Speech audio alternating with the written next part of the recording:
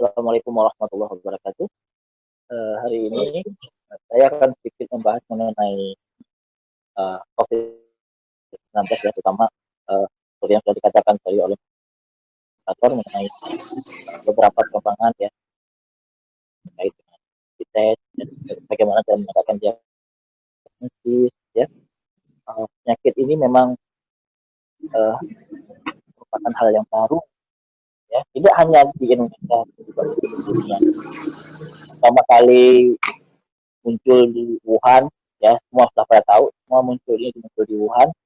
Kemudian tidak berapa lama kemudian terjadi ditetapkan menjadi pandemi oleh WHO, dan itu penyebarannya juga sangat cepat dari China kemudian menyebar hingga ke seluruh dunia ya, sehingga ditetapkan oleh WHO menjadi pandemi ya, pandemi, dan sangat mempengaruhi seluruh aspek kehidupan ya. Kita lihat tidak di pendidikan misalnya, sekarang sudah banyak pendidikan di sudah memilih uh, pola pendidikan yang secara daring ya, tidak lagi secara tatap muka secara langsung. Kemudian juga dengan ekonomi pasar ya, kemudian juga uh, banyak PHK karena pabrik-pabrik tutup ya, pabrik-pabrik ditutup, kemudian juga kemarin cepat ditutup karena transportasi. Kemudian juga untuk perilaku sosial juga yang biasanya bisa kumpul-kumpul bersama kawan-kawan ataupun kemudian juga harus menjaga jarak ya. Banyak sekali sampai ke tata cara peribadatan pun, sudah terpengaruh ya. Haji, makan, kemudian juga sholat jamaah di masjid ataupun di beberapa rumah peribadatan lainnya juga uh, menjadi terbatas ya, sangat-sangat mempengaruhi kehidupan manusia ya. Itulah efek dahsyat dari COVID-19 yang kita hadapi saat ini. Lalu yang menjadi pertanyaan kita, apakah pandemi ini akan berakhir? Apakah akan berakhir? Dan kita semua berharap ini akan berakhir. Kapan ya ini akan berakhir? Mungkinkah ini akan berakhir? Ya. Bila kita lihat dari beberapa institusi pasar yang membicarakan masalah seperti WHO, misalnya WHO dari sudah mengatakan bahwa tidak mungkin akan tereliminasi secara tuntas ya. Nanti kita juga akan tetap, walaupun ini akan berjalan nantinya, kita akan tetap berhadapan dengan COVID ya, tetap akan ada COVID ya. Yang kan kemudian juga di pemerintahan kita, pemerintah kita juga berhadapan new normal ya. New normal artinya apa? Kita kembali kepada tata cara kita cara berinteraksi sosial, transportasi dibuka, namun dengan tata cara, dengan kebiasaan yang baru, makanya disebut dengan new normal. Hal ini tetap dengan memperhatikan social distancing, kemudian cuci tangan, pakai masker, ya, kemudian juga seperti itu. Jadi dilakukan tetap beraktivitas seperti biasa, namun dengan beberapa penyesuaian, apa yang dikatakan sebagai new normal. Lalu apa itu yang disebut dengan COVID? COVID-19. Ya. Ini juga banyak sekali hoax-hoax yang beredar ya, dan ini sangat teknologi, perkembangan ilmu pengetahuan teknologi, perkembangan sosial media juga sangat pesat, sehingga masyarakat mudah mengakses informasi, tidak hanya informasi yang benar, namun juga hoax-hoax itu juga sangat sangat besar menyebar dan terbukti saat ini ya. Banyak sekali hoax-hoax yang beredar. Ada yang mengatakan COVID itu bukan virus, itu bakteri. Istilahnya COVID itu bakteri apa virus? Penjematnya itu. Jadi sebenarnya virus corona itu sudah lama gitu. Tahun 1960 itu sudah ada. Ya. Namun belum kan dari kita hewan. Kemudian juga dari sekian banyak jenis dari virus corona itu, paling tidak ada sekitar 6 atau 7 ya, 6 7 jenis coronavirus yang menginfeksi manusia ya. Yang lalu sudah kita ketahui ada SARS ya, MERS. Kemudian yang saat ini adalah virus COVID-19 ya. Ini masuk ke virus corona. Jadi tidak benar kalau dikatakan virus COVID-19 ini disebabkan oleh bakteri, tidak sama sekali. Ya. Oke, lalu bagaimana sih sebenarnya dasar seseorang dikatakan COVID atau tidak? Katakan bila dia dikatakan COVID, kalau memang itu akan memiliki beban dirinya, ya, ya menjalani diri dan bekerja tidak harus di rumah, gitu. Walaupun sekarang semua secara keseluruhan harus di rumah, ya. Kemudian seperti ini, dasar penegakan diagnosis oleh dokter untuk COVID-19 itu sama dengan penegakan untuk kasus-kasus yang lain secara umum ya. Tentunya ada anamnesis ya. Karena gejala-gejala yang dia rasakan, apakah dia pernah berinteraksi atau kontak erat dengan pasien COVID-19 ya. Kemudian juga dari pemeriksaan fisik ya, apakah tidak ada gejala-gejala yang sudah disebutkan di tenggorokannya ya, tergantung pada berat dari jenisnya itu ya. Kemudian ada didukung dengan pemeriksaan jenjang ya, misalnya radiologi itu apakah ada pneumonia ya.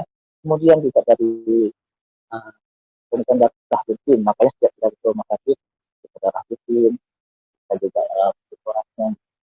Kemudian khusus untuk yang COVID-19 ini ada yang namanya pemeriksaan khusus untuk COVID ya, itu bisa rapid test ya, baik itu antigen atau antibody, dan juga yang berbasis molekuler seperti PCR dan PCR ya. Dan ini merupakan dasar sama, masuk juga dengan dari fototerapi ya. Oke. Lalu berdasarkan yang kata-kata tadi ada pemeriksaan rapid test ya, kemudian pemeriksaan molekuler ya. Itu bagaimana sih penjabarannya sehingga kita bisa mendiagnosis untuk dikatakan sebagai ini adalah penyakit COVID. Jadi untuk mendiagnosis COVID ini bisa dilakukan secara langsung ataupun secara tidak langsung ya. Secara langsung itu bagaimana? Ini saya kasih untuk memudahkan. Misalnya, bila kita ingin melihat, ingin memastikan ada gajah, kita melihat, ingin melihat semut, kita melihat ada semut, bisa katakan itu adalah semut, itu adalah gajah, atau itu adalah sapi. Ya. Jadi dengan mengenal bentuknya, mengenal organnya, misalnya belalai pada gajah, jadi pada gajah, pun bentuk kulit macan yang oranye, itu seperti macan, ini gajah, ini semut. Ya. Lalu bagaimana itu kita bisa mendeteksi secara langsung, ternyata indera kita bisa mengenali, ya. Nah, lalu bagaimana dengan bakteri? Kalau bakteri kita harus melihat lagi dengan bantuan mikroskop karena indera kita tidak sanggup untuk melihat, maka bantu dengan mikroskop, ya. Lalu bagaimana dengan virus ini? Virus ini tidak bisa dilihat dengan mikroskop biasa, sama dengan mikroskop elektron, namun mikroskop tidak cepat, ya. Nah, lalu bagaimana cara kita bisa mendiagnosis ini secara langsung melihat bahwa ini memang virus COVID Corona 19. Bagaimana kita memastikan ini adalah COVID-19? Seperti halnya kita memastikan bahwa gajah itu memiliki belalai yang terjadi. Jadi kita melihat di struktur, ya, strukturnya. Jadi mohon maaf karena tidak ada bentuknya. Ya. Bentuk dari virus corona itu kan seperti yang kita ketahui ya, mungkin sudah lazim ya dibicarakan juga, itu tidak pada tahu. Dia dikatakan corona seperti mahkota untuk crown ya, ada mahkotanya. Kemudian ada corona, ada bentuk mahkota dengan tonjolan-tonjolannya itu. Nah, tonjolan-tonjolan itu adalah merupakan protein ya. Ada protein yang bentuknya yang namanya spike ya, envelope. Sekarang kita analogikan seperti gajah tadi yang memiliki belalai, memiliki gading. Coronavirus ini juga yang memiliki spike tadi. Itulah karena kita tidak bisa melihat secara langsung, maka kita mendeteksi untuk mengenali itu melalui PCR ini. Jadi kita mengenali yang membentuk gennya apa RNA-nya ya. Itu proteinnya itu yang membentuk protein yang membentuk dari spike itu. Itu kan ada protein ya, protein yang di spike-nya, kemudian ada di envelope-nya ya, itu ngomong dari struktur virus ya. Jadi bila kita bisa mengenali ini memang spike-nya punya corona, ini memang ini memang gading, jadi ini bentuknya gajah. Nah, ini seperti itu. Spike ini punyanya virus corona. Jadi seperti itu. Jadi dengan menggunakan basis PCR ini, kita bisa mengenali dengan keterbatasan indikasi tadi, kita bisa mengenali spike itu. Ya, jadi seperti itu. Ya, bagaimana kita mendeteksi secara ya. Kemudian ada yang namanya mendeteksi secara tidak langsung.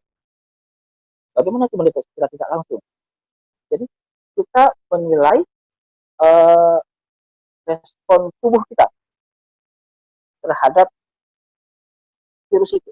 Ya, kita menilai respon tubuh kita terhadap virus itu. Misalnya apa? Ada pembentukan imunoglobulin, kalau bahasa awam kita sebut antibody, ya antibody. Ada IgM, IgG. IgM, IgG itu adalah jenis. Ya. IgM biasanya terbentuk atau antibody itu ya, yang M itu terbentuk pada fase akut, kemudian pada fase yang selanjutnya jadi serokonversi menjadi jadi perubahan menjadi imunoglobulin G.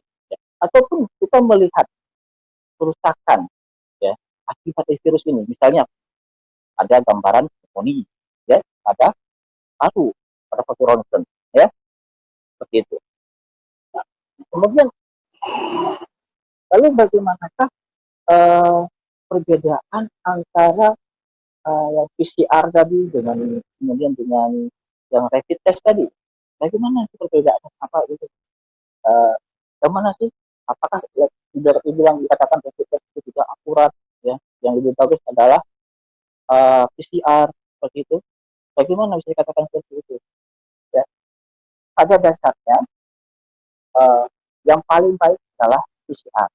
Tapi kita tidak bisa mengatakan rapid test itu tidak berguna sama sekali, tidak bisa. Ya, kenapa? Uh, dan itu juga penting secara epidemiologi untuk melihat sejauh mana penularan terhadap virus ini. Jadi kalau virus masuk ke dalam tubuh, ya, virus masuk ke dalam tubuh. Bagaimana cara masuknya tidak bisa kita jelaskan secara secara juga pakai droplet gitu. Ya, begitu virus masuk ke dalam melalui mukosa baik nafas, ya, yang mukosa hidung seperti itu, kemudian konjungtiva dan mata, ya, nah, itu memang kita berkata, itu pada saat masuk awal semuanya yang masuk, virusnya yang masuk dan dari segi pemeriksaan tentunya kita bisa mendeteksi virusnya. Artinya apa? Belum terbentuk respon tubuh karena baru masuk. Jadi yang paling dini untuk mendeteksi adanya virus corona dalam tubuh kita adalah dengan PCR atau rapid test yang berbasis antigen. Apa?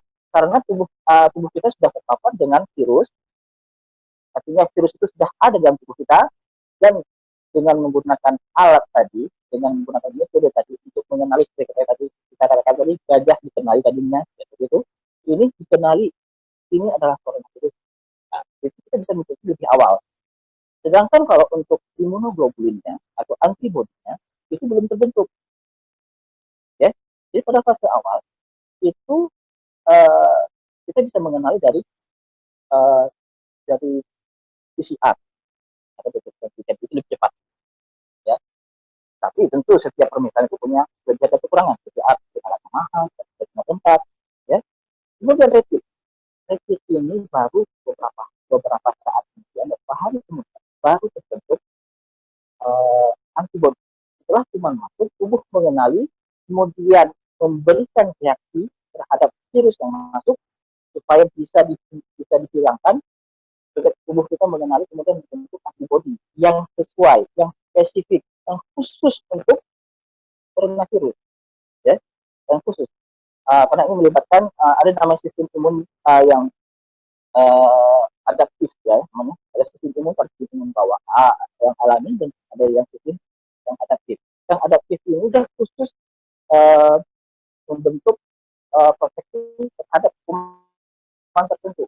Jadi dia bila masuk ke COVID ini dia akan membentuk antibodi khusus, ya, untuk virus ini, ya, seperti itu. Dan itu membutuhkan waktu sehingga untuk pemeriksaan antibodi itu tidak proses pada awal inkubasinya, ya. Kemudian itu ya dari waktu. Lalu apakah ini tidak tidak efektif? Ini dikatakan bisa efektif untuk efektif, tapi itu di bawah dari PCR, ya. Bila uh, bila pada pemeriksaan awal, makanya di skema ataupun di alur dari pemeriksaan dari rapid test itu, bila kawan-kawan itu melihat uh, hasil pemeriksaan dari tes itu ada saran biasanya. Jadi bila diperiksakan itu negatif atau non reaktif, ya artinya tidak menemukan antibodi terhadap COVID-19, itu disarankan untuk pemeriksaan ulang 10 hari kemudian. Kenapa seperti itu? Karena diharapkan dengan waktu sekian dan hari itu akan tubuh itu sudah membentuk antibodi. Kita katakan tadi ya, dia tidak membentuk antibodi pada awal. Jadi dengan waktu sekian hari itu dia akan membentuk antibodi. Ya. Kalau dia membentuk antibodi, kan kita itu akan naik. Kadarnya itu akan naik ke gambar sehingga bisa terdeteksi dengan alat rapid test antibody. Ya, seperti itu. Ya. Jadi dia membutuhkan waktu. Kelemahan yang antibody dia ya tidak bisa deteksi awal. Ya. Tapi begitu waktu itu meskipun dia positif, ya, kita bisa rapid, kemudian reaktif. Reaktif ini apakah dia langsung positif terhadap COVID? Itu juga belum tentu. Ya, karena dia cepat screening, ya. Jadi kemudian screening itu berusaha untuk yang kira-kira COVID semua dirangkul supaya bisa diperiksa agar tidak ada kasus-kasus yang kecolongan, ya. Dia bersifat general, ya. Misalnya ini yang hewan mutasi 4, seperti saya analogikan ini untuk mengetahui apakah ini sapi, kambing, kerbau, ya, domba, ya. Misalnya antibodinya ini, misalnya pemeriksaan ini hanya mengenal kalau itu mamalia, dia berkaki 4, begitu, ya. Tapi itu secara umum, ya, dia bisa merangkul semua. Tapi kalau dia lebih spesifik, jadi makanya setelah dirangkul, kemudian dia akan diperiksa lanjutan, namanya pemeriksaan konfirmasi, ya, sehingga bisa diketahui, oh ini yang kaki 4 ini adalah sapi, bukan kerbau, begitu. Jadi memang makanya setelah rapid test antibody itu positif, maka dia dilanjutkan dengan pemeriksaan konfirmasi dengan pemeriksaan PCR, ya, untuk memastikan bahwa ini benar COVID, ya, seperti itu. Ya. Jadi tidak benar kalau dia tidak tidak efektif, ya, untuk ini. Kalau epidemi dia baik, bisa membantu. Kenapa? Untuk PCR biayanya mahal, tidak tersedia, walaupun sekarang lagi dikatakan semua PCR, ya. Tapi dengan rapid ini kita bisa memantau, bisa mengurangi cost, ya. Tapi dengan PCR kita bisa, kalau kita dilakukan secara PCR itu lebih baik, ya. Karena kita bisa mendeteksi secara awal, dari awal, kemudian melakukan isolasi bila dia tidak bergejala, dengan diharapkan dia naik, kemudian dia tidak bergejala, kemudian dia menjadi sembuh dan dia menjadi kebal, ya. Bila semua orang sehingga akan bila cepat deteksi dengan PCR ini, kemudian dia isolasi, kemungkinan dia tidak akan menyebarkan virus ini ke yang lain. Karena juga OTG tanpa gejala juga dia bisa menyebarkan virus itu, ya. Uh, Kemudian uh,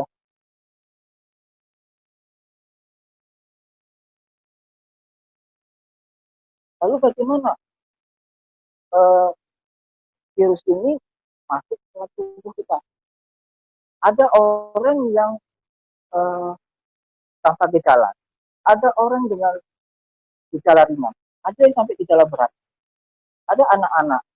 Kenapa dia ada anak-anak yang itu kok katakan kurang kurang sekali bisa kurang uh, rendah risikonya untuk terpapar dengan virus ini. Jadi kita harus memahami ya bahwa tadi seperti yang saya katakan tadi, misalkan gajah tadi ada tadinya. Nah, kalau di virus corona ini ada spike-nya tadi, ada tonjolan-tonjolan seperti mahkota tadi, itu yang ada namanya itu protein S, spike. Gitu. Nah, itu juga bisa berdekatan dengan ada satu reseptor namanya S, ya. Dan itu dan reseptor itu banyak terdapat di saluran nafas. Selain itu juga saluran nafas, kemudian ada di saluran cerna, ya, kemudian ada di tulang tulang, ya.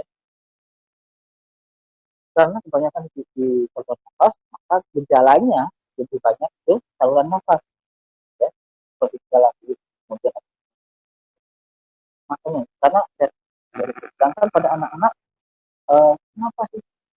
Walaupun ada kasus tadi, jadi di otot juga ada, polos juga ada, itu darah juga ada, ya. Jadi dia nanti begitu dia berkaitan dengan reseptor yang ada di sekitar, maka dia itu akan kemudian bereaktivasi di situ, ya kan, ya, ada di paru, kemudian di paru, ya, juga di ginjal, dia akan bereaktivasi, dan dia kemudian akan menyebabkan ini ya, dia jadi paru. Jadi akan saya katakan tadi ada patologinya. Secara tidak langsung kita bisa melihat bagaimana proses dari virus ini menyebabkan kelainan pada sel di organ-organ, jadi paru, jadi proses itu jadi proses dagangan, jadi pneumonia, ya. Dan ini adalah yang hasil ditemukan di dalamnya nafas, ya, radang paru, ya. Apakah hanya itu? Itu adalah gejala yang umum. Ya. Demam pasti demam yang ada ya. Ini berdasarkan dari proses demam itu bagaimana dia membuat gerakan ya. Pada kasus-kasus tertentu bisa terjadi gangguan, nah, bisa terjadi gangguan di ginjal, ya. Sehingga banyak ada namanya di sini kalau kita lihat namanya ARDS, ya, kegagalan multi organ. Nah, ini pada kasus-kasus tersebut, ya. Inilah mekanisme bagaimana dia menyebabkan itu. Nah, kemudian saya balik ke bagaimana sih proses penyembuhan. Ya. Ini yang hal yang umum juga sudah diketahui, ya, dari dokter. Droplet atau menjaga jarak agar droplet dari orang yang terinfeksi itu bisa menular, ya, bila jarak kita terpapar dengan dropletnya, juga hingga masuk dalam tubuh kita dari kosa mulut gitu, mata, ya, itu bisa menjadi karena penularan. Kemudian transmisi ya, dengan lingkungan yang terpapar, ya. Makanya sangat pada pencegahan COVID ini sangat ditegaskan, sangat ditegaskan bahwa kita harus bicara, sangat pakai masker, gitu ya. Karena ini adalah sebenarnya metode yang efektif. Makanya pada awal-awal saya tidak janji. Kemudian, apakah kita tertular dari makanan, minuman, kumpul, proses, mungkin? Nah, itu bagaimana? Ini ada satu resep saja. Ayo, Pak, selanjutnya.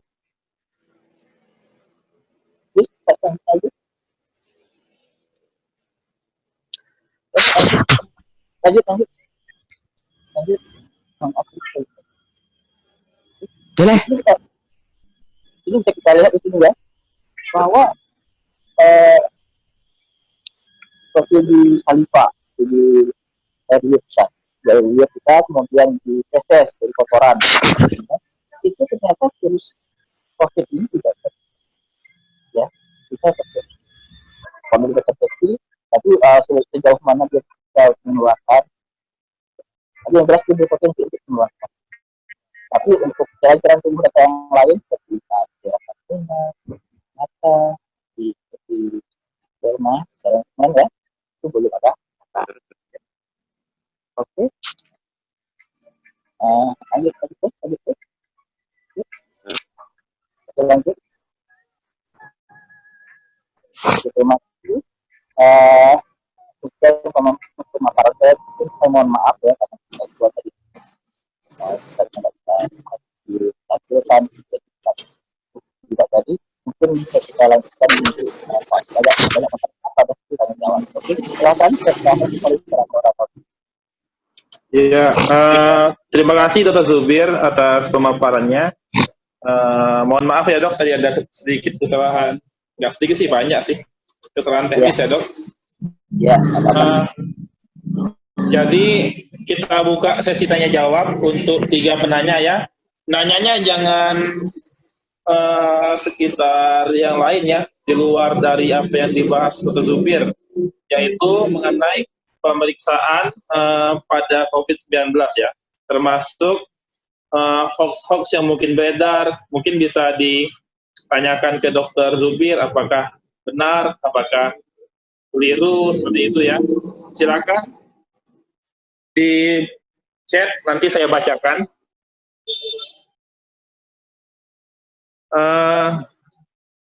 Ya, mungkin ada yang mau nanya.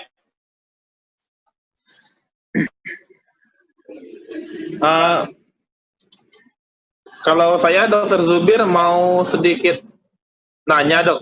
Silakan. Jadi kan ada video yang beredar dok tentang pemeriksaan rapid test itu, katanya kata salah satu petinggi negara di luar ya, apa? Kalau diperiksa di buah mangga positif juga, diperiksa di buah-buahan positif. Itu menurut pendapat dokter bagaimana dok? Ya ini ya kalau memang dikatakan benar seperti itu berarti sangat jelek mutunya ya, mutu dari rapid test itu sangat jelek. Kenapa? Seperti saya katakan tadi, kalau dia rapid testnya, ini kan rapid test ada yang antibody ada yang antigen ya. Iya dok ya. Kalau yang antibody, seperti saya katakan tadi, tubuh kita itu begitu terpapar dengan virus, terinfeksi dengan virus, ya, maka dia dari waktu beberapa hari kemudian dia akan membentuk antibody yang sesuai ya dengan virus itu. Antibody ini sifatnya spesifik hanya untuk virus, ya. Jadi kalau untuk virus untuk virus COVID ya hanya untuk COVID. Misalkan demam berdarah hanya untuk virus demam berdarah seperti itu. Itulah jadi saya tidak kalaupun dikatakan ini tidak semangat di tes ke kucing, kambing, sapi tidak positif, tapi tidak spesifik. Ya, saya juga tidak bisa memberikan pernyataan terhadap hal itu, tapi yang jelas kok dari segi pengetahuan untuk membuat rapid itu dibuat spesifik mungkin. Ya. Antibody-nya itu dibuat spesifik terhadap antigen yang ingin diketahui kalau COVID tadi ya, virus. Ya. Kemudian terkait dan ini juga ada pernah kejadian di Indonesia ya, tapi saya nggak jelaskan tadi ada kejadian tapi tadi langsung itu ada kesalahan dari pabriknya untuk mereka membuat ada kesalahan pada lot itu dari rapid test sudah ditarik semua ya. Kemudian sudah diperbaiki dan hasil yang tidak ada lagi. Artinya apa? Ketika diberikan air saja menjadi positif tidak ada lagi ya. Jadi kamu di Indonesia di tempat kita ini itu patologi klinik ya, polisi patologi klinik sudah mengumpulkan data-data dari berbagai rapid test yang ada di Indonesia yang dipakai di Indonesia, kemudian dilihat dilihat bagaimana ya dibandingkan ya. Jadi sebagai fisika tadi yang paling bagus yang paling bagus yang tadi dilihat bagaimana yang paling kuat kesesuaiannya di kota awal sesuaiannya juga bisa digunakan untuk waktu ini efektif bagus karena sesuai dengan tes yang lebih tinggi akurasi. Nah, ya mungkin itu saja yang saya sampaikan. Kalau dikatakan tidak efektif, ya saya rasa kondisi ini tidak benar. Namun tergantung juga dari kualitasnya. Makanya kita dari kualitas metodologi itu melakukan suatu sekarang sedang mengumpulkan data itu untuk kemudian dilakukan validasi sehingga bisa direkomendasikan nanti bagaimana kasus mana yang akan seperti kasus HIV itu mereka itu tidak semua rapid yang digunakan, hanya ada beberapa rapid yang sudah kualitasnya yang termasuk untuk diagnosis HIV secara nasional. Dan itu ditetapkan berdasarkan evaluasi. Jadi untuk COVID pun ya, namun pada saat ini kita masih terbatas ya, terbatas karena penyakit juga baru ya seperti itu, sehingga kita diagnosis di dalam alatnya, namun juga alat rapidnya itu boleh tervalidasi sehingga itu menjadi suatu tugas berat ya, kita harus memvalidasi dulu kemudian baru kita mengamalkan. Seperti itu. Saya kembalikan ke moderator. Iya dok. Jadi berarti tergantung apa yang diperiksa ya, antigennya atau si virusnya itu atau keberadaan dari antibodi atau ibaratnya itu kayak tentara yang menyerang virusnya dok ya? Ya, jadi gini, itu seharusnya antibodi itu sifatnya spesifik. Ya. Ya, jadi kalau untuk orang seperti ini ya, kalau di masyarakat kita ini ya, kalau orang sudah kena campak sekali maka dia akan kebal seumur hidup. Ya, oke. Artinya tubuh di tubuh orang yang sudah pernah terinfeksi virus campak, tubuhnya itu sudah mengenali yang ini loh campak, ini namanya campak. Ya, demam berdarah, ini bukan coronavirus, tapi ini campak. Jadi dia membentuk antibodi ada campak ini. Jadi pada saat dia pertama terpapar, bisa jadi dia sakit, setelah sakit dia akan sembuh dan tubuhnya itu sudah membentuk antibodi yang spesifik. Ya, jika virus campak ini menginfeksi, dia terpapar lagi dengan virus campak, tubuh kita sudah tahu ini campak sudah masuk dan kita sudah punya antibodinya, sudah punya penangkalnya, langsung dinetralisir sehingga dia tidak sakit ataupun ketika sakit gejala itu besar. Oke dok. Dokter ada pertanyaan lagi dok dari Meutia Safitri. Ya. Meutia ini kayak nama orang Aceh dok ya. Kalau dokter, apakah petugas medis yang melakukan rapid test atau swab test melakukan tindakan sterilisasi seperti mengganti sarung tangan setiap pergantian pasien? Oh iya dok, ini ada yang isu-isu dok. Apakah seseorang yang menjalani tes itu bisa tertular saat melakukan tes karena tidak sterilnya tenaga kesehatan? Itu maksudnya dok mungkin dok. Oh ya, seharusnya di rumah sakit ataupun di fasilitas kesehatan itu ada namanya SOP, ya, standar prosedur melakukan kesehatan, ya, dan itu hampir di semua tindakan medis itu ada SOP, ya, termasuk untuk melakukan suntikan obat di lengan saja itu ada SOP. Dia harus ditapas alkohol kemudian disterilisasi dulu dengan desinfektan kan, kemudian diambil darah. Jadi untuk COVID juga, untuk mengambil sampel, untuk penanganan sampel itu juga semua ada SOP-nya, termasuk ruangannya, ruangan rawatnya pun juga ada SOP-nya. Kenapa? Karena dia potensi untuk menyebarkan ke orang lain.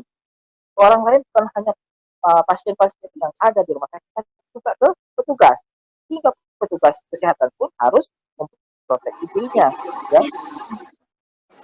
Jadi seharusnya bila semua tenaga kesehatan, bila semua instalasi kesehatan itu mempunyai prosedur dan nakes itu menerapkan SPO yang sesuai, termasuk untuk pemakaian alat pelindung diri ketika dia melakukan pemeriksaan untuk pasien-pasien dengan COVID, seharusnya kemungkinan tertular itu bisa ditekan serendah mungkin, ya, bisa ditekan serendah mungkin. Kemudian ruangan-ruangan juga, ya, biasanya berlapis ya, uh, dia pakai APD tenaga kesehatannya, ruangannya disterilisasi, gitu. Jadi uh, banyak sekali. Jadi seharusnya bila prosedur, bila semua salah satu kata ini, oke, kemudian tenaga nakesnya melakukan prosedur sesuai dengan SOP, seharusnya angka penyebaran COVID ini, penularan di fasilitas kesehatan ataupun dari dokter ke pasien yang lain itu bisa minimal sekali, minimal sekali. Oke, demikian. Ya, Dok. Sangat ketat Dok ya kalau kita masalah COVID ini karena takut nyebar ke orang lain.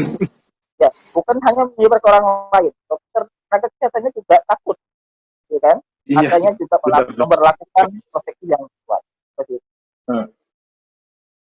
Iya Dok, bajunya juga panas Dok, jadi ya seperti Iya. itulah. Ya. Ini dokter ada pertanyaan lagi Dok. Ini kayaknya paling sering jadi masalah nih di masyarakat. Jadi kenapa hasil swab test itu keluar 2 hari atau beberapa hari kemudian? Apa saja parameternya? Ini kan sering Dok jadi masalah Dok. Orangnya udah meninggal, tiba-tiba hasilnya keluar 3 hari lagi gitu. Kenapa bisa kayak gitu ya Dok? Iya. Jadi ini sebenarnya ya, sebenarnya bukan hanya di prosedur untuk pekerjaannya saja, ya. Seperti saya katakan tadi, ada alat PCR, tidak semua tempat memiliki, ya. Rapid test banyak ya disebar, sehingga dan rapid test juga lebih cepat pengerjaannya, lebih cepat keluar hasilnya. PCR itu membutuhkan waktu pengambilan swab, kemudian dia melakukan ada prosedur ekstraksinya, ya, seperti itu, sehingga bisa dideteksi dan mengeluarkan hasil, ya, itu membutuhkan waktu dan jelas tidak akan sesingkat rapid, ya, tidak akan sesingkat dengan rapid test. Dan ditambah lagi, ya, jadi dari sampel-sampel yang berasal dari unit-unit yang kecil, unit kesehatan yang kecil itu akan dilakukan transfer. Jadi sampel-sampel hasil swab itu akan dikirimkan. Bisa kita bayangkan berapa banyak dari seluruh Indonesia atau misalnya di provinsi itu dikirimkan, ya, itu menunggu, harus menunggu, ya. Jadi ini sangat kait dengan alat SDM-nya, ya, ketersediaan SDM-nya seperti itu. Jadi tidak sepenuhnya salah tidak berapa lama, ya memang seperti itu karena memang kondisinya seperti itu. Tapi itu juga sedang diusahakan untuk itu kan pasti ada usaha untuk mempercepat menyebarkan alat-alat PCR, kemudian juga dengan sekarang dengan alat cepat molekuler, ya itu juga supaya hasilnya bisa lebih cepat diketahui. Iya Dok, berarti kayak gitu ya Dok, banyak tahap-tahapan yang masih ini. Kalau kita cek gula darah, gampang ya Dok, langsung tusuk, keluar hasil. Ya. Atau di lab, pemeriksaan darah rutin, 5 menit, 15 menit, sudah selesai keluar hasil Dok ya. Iya. Ini lagi Dok, kan tadi kita ngomongin masalah PCR, ngomongin masalah PCR itu swab Dok ya? Ya sampelnya bisa dari swab. Dari swab. Oh berarti bisa ya? Dari swab, ya, kemudian dari sputum juga bisa. Saya kira ada di saya itu, saya itu jadi bilas cairan bilas lambung, bilas bronkus, ya, yang gitu kan. Kemudian itu, kemudian juga dari swab, ya, bisa. Ya, bisa dari situ. Wah, sebenarnya yang paling tinggi kan itu hal itu dari bilasan bronkus itu. Tapi itu kan invasif ya, ngambilnya juga tidak gampang, dan itu sangat, yang swab aja orang pada ngeluh kan, ditusuk, coba dimasukkan swab itu, ya kan? Iya, nah, kemudian sputum, tidak semua orang walaupun dia dengan batuk, semuanya batuk berdahak, batuk kering, dan itu susah untuk mengeluarkan dahak. Jadi swab ini walaupun jadi sekarang menjadi karena itu walaupun kalau bisa didapatkan sputum itu juga lebih bagus lagi. Ya karena dia lebih spesifik. Iya dok. Ya. Eh, ini kayaknya nyambung sama pernyataan dokter sebelumnya dok. Jadi banyak yang beredar juga dok. COVID ini beneran ada atau enggak sih? Masa pakai alat pemeriksaan TB yang maksudnya mungkin TCM dok ya, yang pakai apa namanya? Ya. Eh, nah katanya masa pakai alat TB juga positif gitu. Itu gimana dok maksudnya dok? Ya, ya. Ini kan ini ya sebenarnya kan alatnya saja, ya Ya, alatnya ya. Seperti ini ya. Kita di laboratorium rumah sakit, kita di situ pas mau obat ada gula darah, bisa kolesterol, ya kan? ya, Itu dimasukkan satu alat. Itu alat itu hebat sekali bisa mengetahui semuanya ya. Jadi gula iya, darah semua semua. Iya, ya. Jadi sebenarnya itu alat itu memproses, tapi ada reagen khusus, yang digunakan untuk memeriksa. Untuk glukosa dia punya reagen khusus, tapi dimasukkan ke ya, alat yang sama. Ya seperti itu. Demikian juga dengan BBM. Dia punya kasetnya, ada kasetnya, dan itu dia ya, memproses. Nah, untuk TCM, makanya tidak di awal-awal begitu profit product harus digunakan TCM, tidak. Perusahaan yang menghasilkan yang tersebut itu bisa mengucapkan pula tadi ya nama perusahaannya.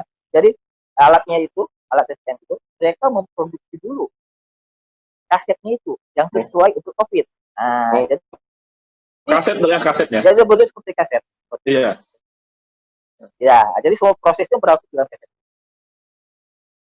Jadi maksudnya apa? Kenapa ini bisa bisa COVID juga? Apa nggak campur? Nah, di situ di tempatnya ada di tempatnya di kaset itu. iya, Jadi iya. nggak kan campur. Ya. Ya, Ibaratnya ada apa untuk ngebacanya dok ya, tapi pakai alat itu tadi gitu. ya bukan Iya bukan apa hanya untuk namanya? membaca, ya untuk memeriksa itu, memeriksa RNA-nya, ya. Nah, kalau bahasa awalnya seperti itulah. Jadi dia Ya. bisa mendeteksi kuman itu berdasarkan semua yang dia butuhkan untuk ada di kaset. Iya, Nah, ngerti, ngerti.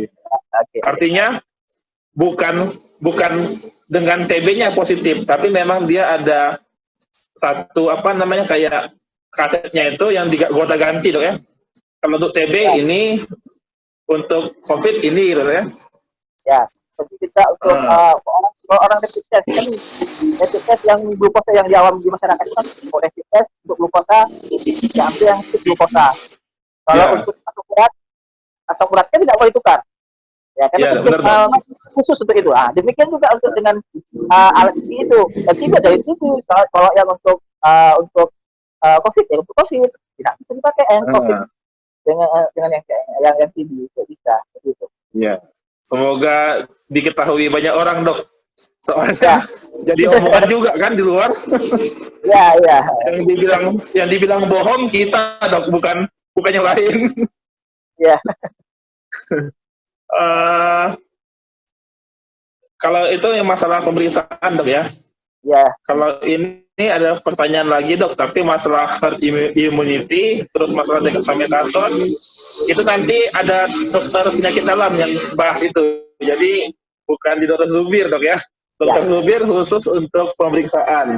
Jadi banyak gosip, banyak hoax yang beredar. Intinya dokter Zubir udah mematahkan lah kenapa PCR diperiksa sekarang, 3 hari kemudian baru positif dok ya. ya, Karena tadi ada banyak mekanisme ininya. Terus kenapa pemeriksaan untuk TB bisa untuk mendeteksi COVID? Intinya dokter Subi bilang bukan pemeriksaan TB-nya, tapi dia satu mesin, cuman digonta-ganti disketnya, ibaratnya kaset yang untuk pemeriksaannya, chipnya ada ya, chip. Nah, terus satu lagi tadi masalah bisa nggak tertular saat rapid test atau swab test? Itu sebenarnya nggak perlu dipikirkan dok ya. Yang dipikirkan itu adalah physical distancing, kemana-mana pakai masker, cuci tangan, sama itu. Kalau itu, insya Allah tenaga kesehatan lebih hati-hati daripada masyarakat. ya, ya. Kita sudah sampai ke penghujung acara dok. Mungkin ada yang mau disampaikan sebagai pesan penutup dok? Ya. Jadi kita sudah membahas dari ya kalau kita saja dari jadi bidangnya saya, ya.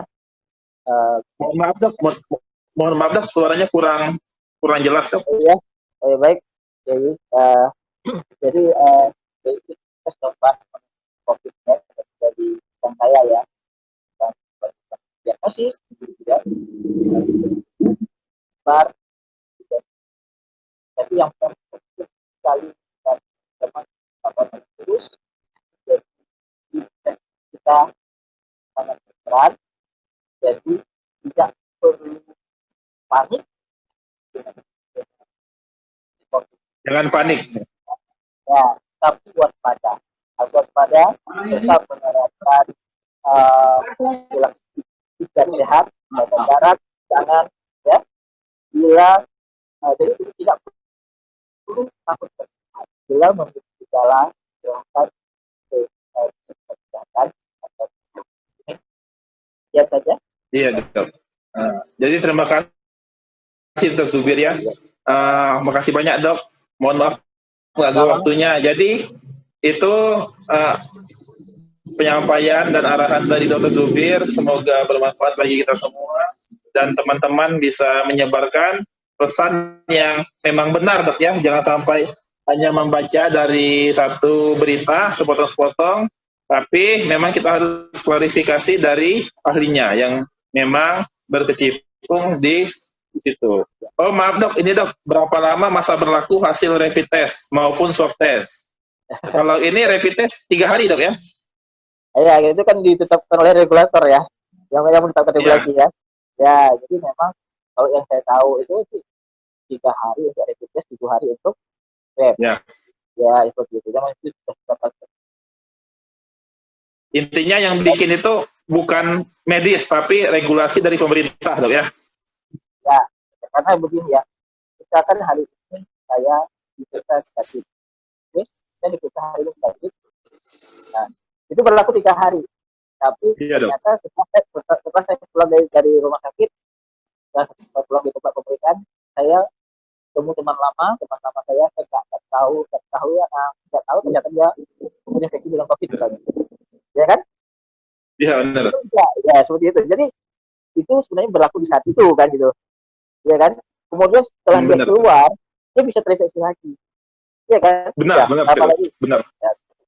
Jadi itu semua tergantung regulator untuk tetapkan ya. Ya regulasi.